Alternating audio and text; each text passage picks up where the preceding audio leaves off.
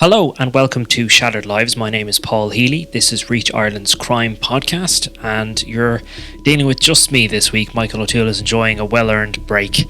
He is on annual leave, probably off in the Mediterranean somewhere or somewhere fancy. Who knows where he is? So I'm going to be talking to you about this week's crime stories, of which there have been many. Some of which I can talk a bit freely about and some of which I cannot. That's because when things end up before our court system, you can only report what is said in court, and that's what I'm going to do here. But I suppose maybe the first significant development this week, and it's a story really we've been following since it started about 2 weeks ago, that is the Annie McCarrick case, the search for Annie McCarrick, obviously missing since 1993 and in March, and there have been many developments since, but really this was probably the most significant in that Gardaí were searching this address out in Clondalkin in West Dublin for the past 2 weeks, just over 2 weeks. They were searching for the remains of Annie McCarrick, or indeed any evidence that might lead them to finding Annie McCarrick's body after all these years. Unfortunately, on Tuesday, that search came to an end, which is obviously another crushing blow for Annie's mother, Nancy, who's still living in Long Island in New York, and for her many friends and those who are still looking for answers over all these years as to what exactly happened to the US native. Just in kind of trying to establish where the Garda investigation is, I learned that they were investigating, as had Michael O'Toole, and we have reported that there were two brothers who Gardaí were focusing on in relation to this investigation, and that they were both suspects in some way in relation to the disappearance of Miss McCarrick, and that one of those brothers was arrested, and this was during the course of the search, and released without charge. He obviously denies any involvement in Annie's disappearance and murder.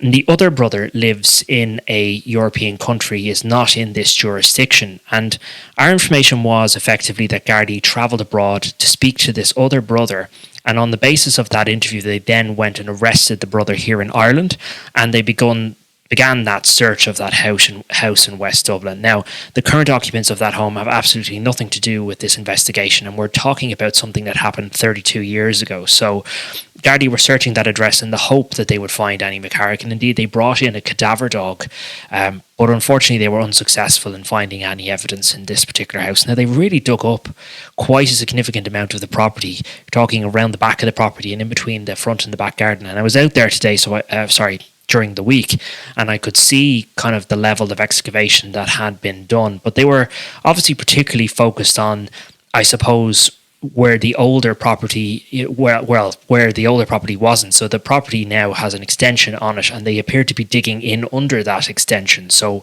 where the old garden would have been.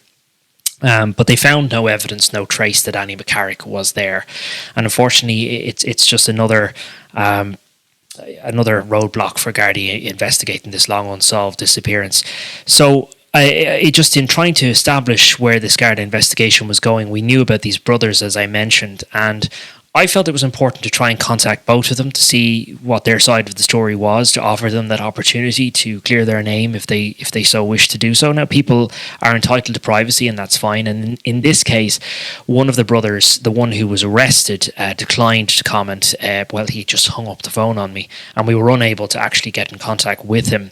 I did call to an address which is associated with him and was actually being used in holiday home rental sites, and he was charging him and his partner €400 a night to stay in this particular residence, which is just outside of Dublin. It's not in Dublin, in another county. But yes, that brother didn't want to comment. Obviously, he is a suspect in a murder investigation, and in some sense, maybe you couldn't blame him for not wanting to talk to a journalist. But I wanted to talk to this other brother, the one that was interviewed in France by Gardaí. And I did actually have quite a lengthy conversation with this brother. Now, I can't identify him, and I explained this to him, that if I was to use his name, I would be de facto identifying his other brother, the one who has declined to comment. But we could say that he was the brother of the suspect in this case. And he had a lot to say. You know, he was from the very get-go of our conversation, he wanted to get out that he, as far as he was concerned, was being treated as a suspect in this case, and he wanted it to be known that he had absolutely nothing to do with Annie McCarrick's disappearance. And indeed, he also said the same about his brother. He said, "My brother and I have nothing to do with Annie's disappearance."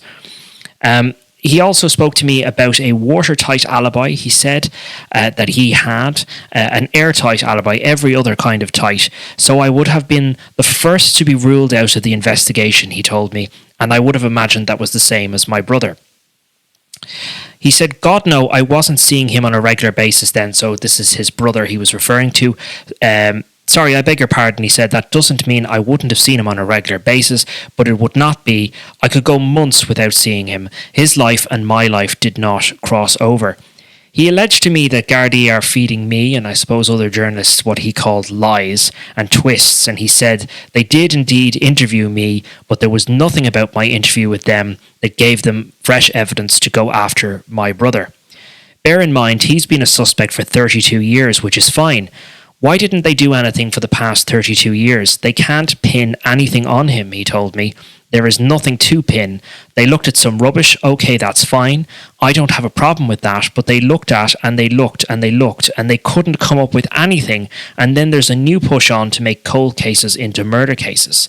So there's a new push, he told me, and all the boys want, and by God do they want a result no matter what. It doesn't matter whether they get the guilty person. That is not their brief. They want a result. I asked him about the search of this house, and he said that it was outlandish, and he couldn't figure out how Gardaí had found a justification to spend what he says was the guts of €100,000 of the state's money on what he called a fool's errand. It was a surprise to me, and I just thought, oh God, they're wasting their time, he told me. We've nothing to do with, my brother and I have nothing to do with Annie's disappearance. So, he spoke about the arrest of his brother, and he also went on to talk about how he said that this is a case that's been in his head for 32 years. I had a lot of other questions for this man, but our conversation turned a bit sour towards the end when I informed him that I would be quoting him as the brother of the suspect. As far as he was concerned, he didn't want me to do that. Now, I kind of want to explain this a little bit because oftentimes people talk to us as journalists and then something happens midway through or halfway through or even at the end of a conversation where someone says, actually, I don't want you to print any of that. And that's not how it works. At no point in our conversation did we say it was off the record, or did we agree, and both parties have to agree that a conversation is off the record. And this man effectively tried to retract a lot of what he said to me and didn't want me to publish it, but I explained to him over and over again, and even at the end of our conversation, and he did appear to understand and accept by the end of the conversation that I was going to be printing what I was printing. Now, this is what the man said to me. Those are his words. He's entitled to tell his side of the story, and people can make of them what he had to say. It's not for me or for anyone else, to offer an opinion on that. This is simply what this man said. He's an important person in this case. He refers to himself as being treated as a suspect in this case.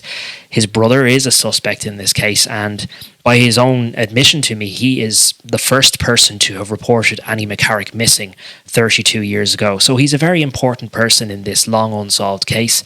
And so his opinion on it was important. And me ringing him up and asking for that as a journalist, it's my right to do that. He would have had every right to hang up the phone or say no comment. But he spoke to me for over 20 minutes, and that's the way that it works. So unfortunately, I'd say Annie's family and her friends are quite devastated at this point in time, and they haven't decided to speak since. Now, it doesn't mean the Garda investigation is over. Gardaí say they're not releasing the results of this search for operational reasons, but we do understand that nothing of significant or substantial evidential value was found during this search. We don't know whether they're going to go on and search other properties in this case, and they may well do so.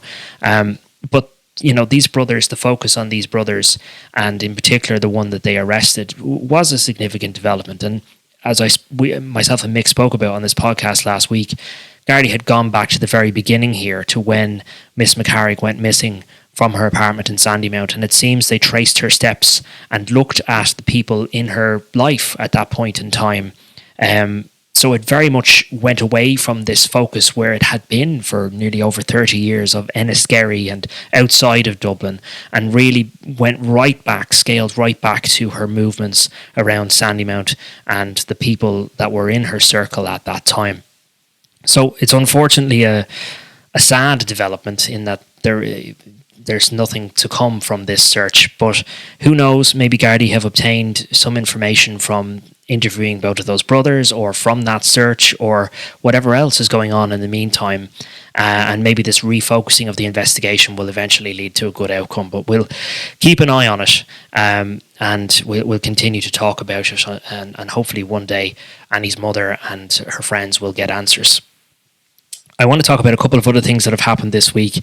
There are 2 homicide investigations, and I'll just refer briefly to a particular incident that happened the other day, which I'm somewhat limited in speaking about now because a man has appeared in court. So a 41-year-old man, he's accused of seriously injuring a married father of 3, Mircea Rostas, a 33-year-old, who was struck by a car at Railway Street in Balbriggan at around 9 p.m. on Monday night. So Daniel Rostas, he's the 41-year-old man of Hastings Green, Balbriggan, appeared before Judge Michelle Finan at Dublin District Court today, and he is charged with intentionally or recklessly causing serious harm to Mircea Rostas at Railway Street, and he was actually listening to the proceedings with the help of a Romanian interpreter. So Detective Garda John Delaney told the judge that the accused was charged at Balbriggan Garda Station shortly after 1:10 a.m. on Thursday, and he made no reply. He confirmed that he intended to object to bail. However, the defence solicitor told the court that her client was not making an application at this stage. Mr. Rostas, who is not related to the deceased, was wearing a black, grey top, grey pants and black and white runners, and he didn't address the court. This is according to a court report by Tom Tuitt. So Judge Finan remanded this man into custody to appear again at Cloverhill District Court on the 3rd of July. So this incident is subject to the courts, and obviously there have been tributes to Mr. Rostas from his family members and some of his friends. This incident has been well reported on, but that's as far as I can go with it in terms of speaking about it now, because somebody is before the courts.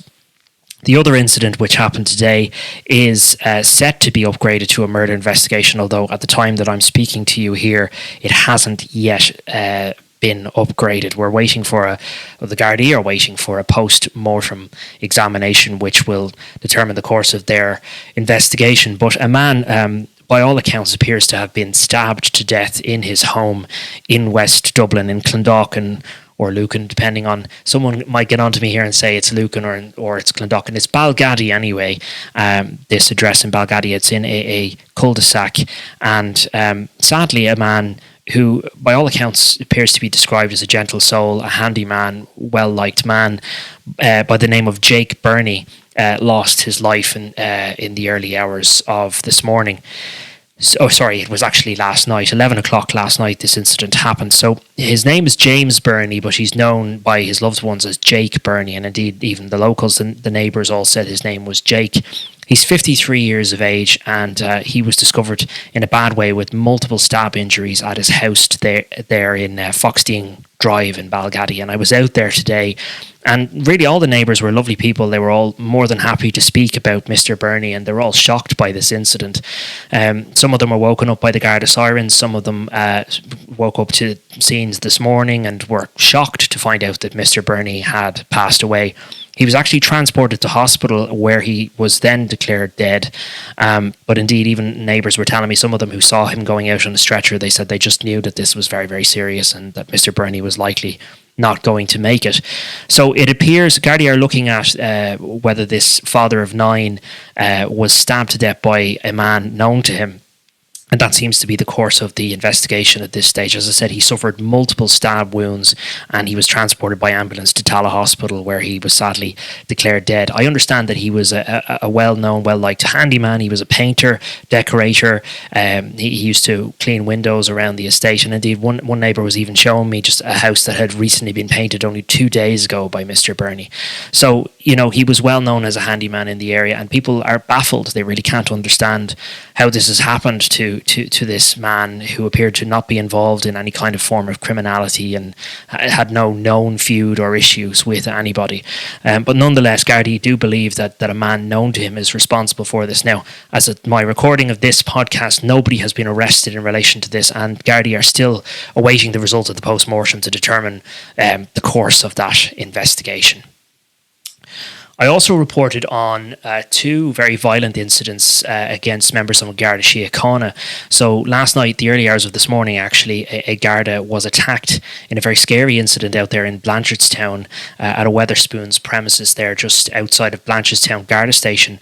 Gardaí were responding to an alleged burglary, and when they arrived, they found this man breaking into this pub, and he'd actually gained access, so he damaged at the front of the property and got in and had stolen over €1,000 in cash.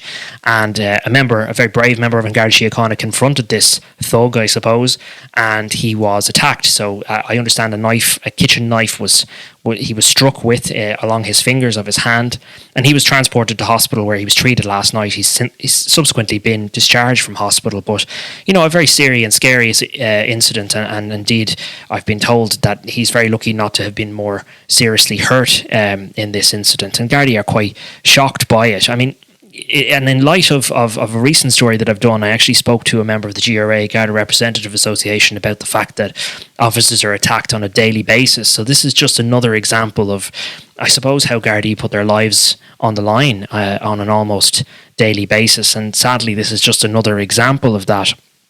And I just want to quote you something from Detective Garda Mark Ferris. So he is of the GRA's DMR West Division. And he told me, "It's with real concern that we acknowledge yet another incident in which a young Garda was assaulted while carrying out their duties, this time during the arrest of an individual in possession of a knife in Blanchardstown. The male Garda received medical attention at Connolly Hospital and has since been discharged following treatment. I wish to commend my colleagues for their courage and professionalism in the face of such adversity.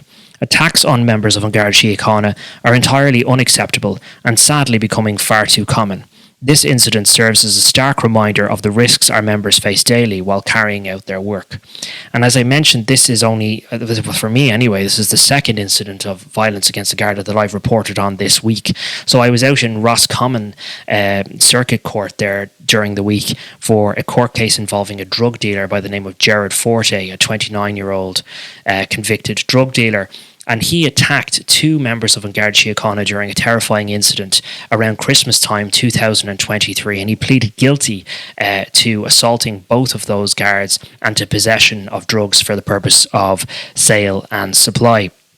And these two Garda members, it was a terrifying incident for them. One of them is still out of work to this day as a result of this incident, and the other one gave a very powerful victim impact statement in relation to this. You can go and look at our report. I'm not going to read out the whole report, but Garda Gary Murphy was attacked by Gerard Forte, who was using a meat cleaver, and he hit him in the shoulder during this incident, narrowly missing his head. And the facts of this were quite scary because it really could have been far more serious. And Garda Murphy, he really did believe that he was going to be killed by Gerard Forte. And I'll just read some of his victim impact statement because it was very, very powerful. And he said, "The actions of Gerard Forte could have easily caused me to be remembered as a number on the wall of Temple Moor. It seems somewhat unfair for me for only me to give a victim impact statement because the reality is that this attack affects many, many more people than just me. The fear that I may be attacked again is our reality. The fear that next time I won't be so lucky is our reality. I have no doubt in my mind whatsoever that Gerard Forte tried to fatally injure me." So, he's continued to work as a member of Garda Síochána. His colleague, Garda Michael Fox, is still out of work as a result of this incident. And Gerard Forte has been remanded into custody. He's actually going to be sentenced on this matter in October of this year. So he's in custody between now and then, and he's pleaded guilty. He is facing a potential jail sentence for these offences. So we'll follow that with interest. But both incidents, I suppose, just highlight the risks that our members of Garda Síochána put themselves through every single day. So it's been quite a busy week, and I've rambled on, maybe a little too quickly, but I hope that I've given you kind of a brief outline of just some of the stories we've been working on this week. Thanks very much for everybody for continuing to listen to us, and I'll be back to you next week. Thank you.